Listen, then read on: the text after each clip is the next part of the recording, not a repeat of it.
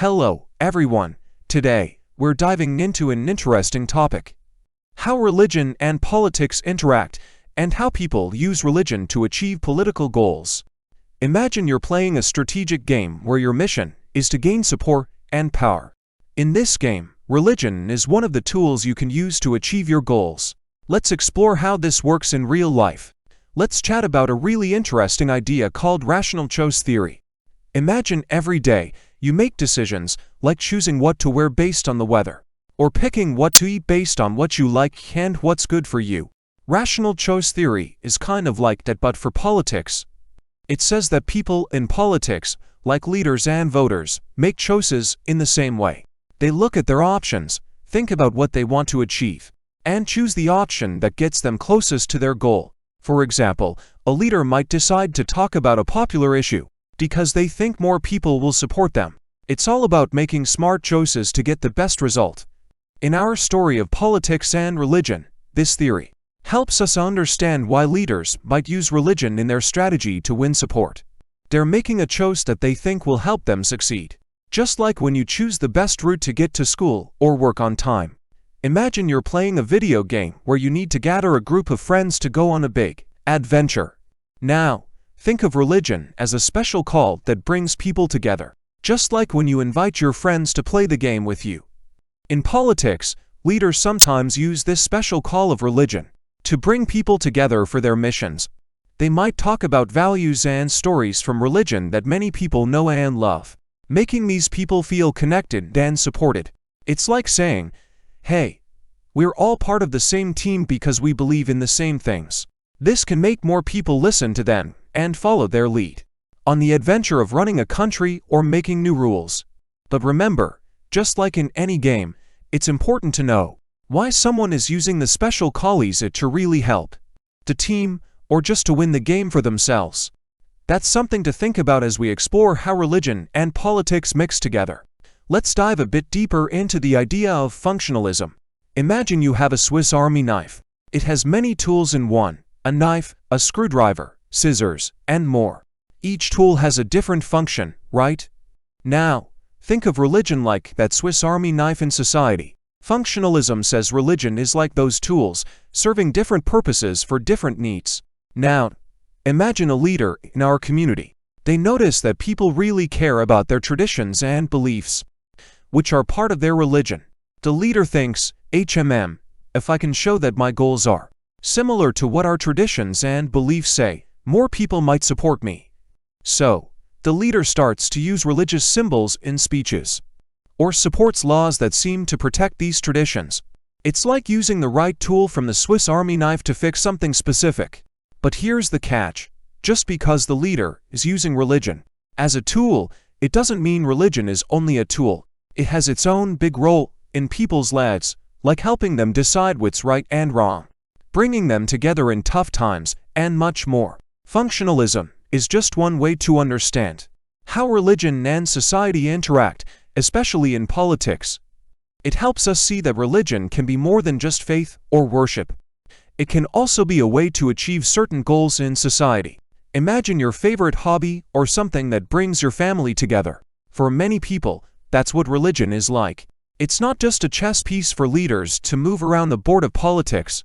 Religion is about the stories we grow up with, the celebrations that mark our year, and the lessons that guide us through tough times. It's like a tree with deep roots in our communities, providing shade and shelter. These roots are not just planted by leaders for their plans, but grow from the history and heart of the people themselves. So, when we say religion is used in politics, we're not telling the whole story. Religion also has its own voice, inspiring people to act for what they believe is right, not just because a leader says so. This means religion can push back, change the direction of the game, and even rewrite the rules. It's a player in its own right, driven by the hopes and beliefs of millions. Remember, it's the depth of these beliefs and the strength of these communities that can shape societies in ways that go far beyond politics. Imagine you're at a family dinner where everyone has different opinions. Just like in these gatherings, religion and politics often mix in complex ways. Think of religion like a family member who has a lot of influence. Sometimes, Political leaders, kind of like the person trying to convince everyone at the table, might use religion's influence to get support.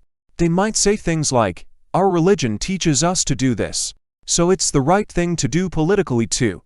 But it's not just one way. Religion also speaks up for itself, influencing what's considered important or right in society, based on its own views. For example, a religious group might advocate for laws that reflect their beliefs about kindness and fairness. So, it's like a conversation at the dinner table, where religion and politics are both talking and listening to each other, sometimes agreeing and sometimes not.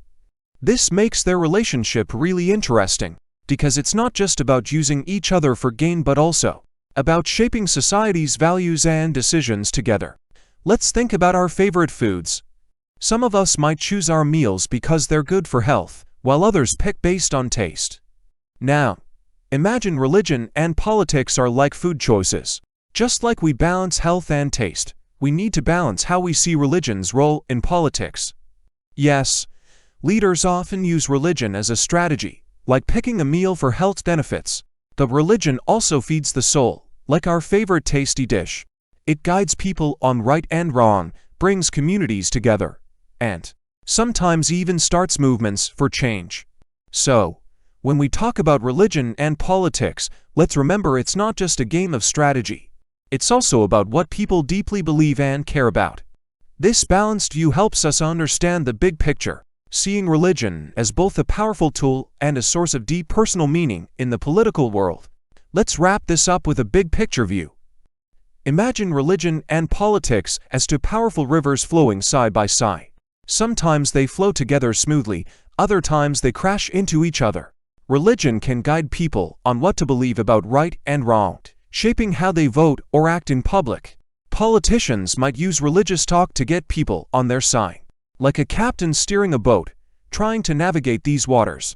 But remember, religion isn't just a tool for politics.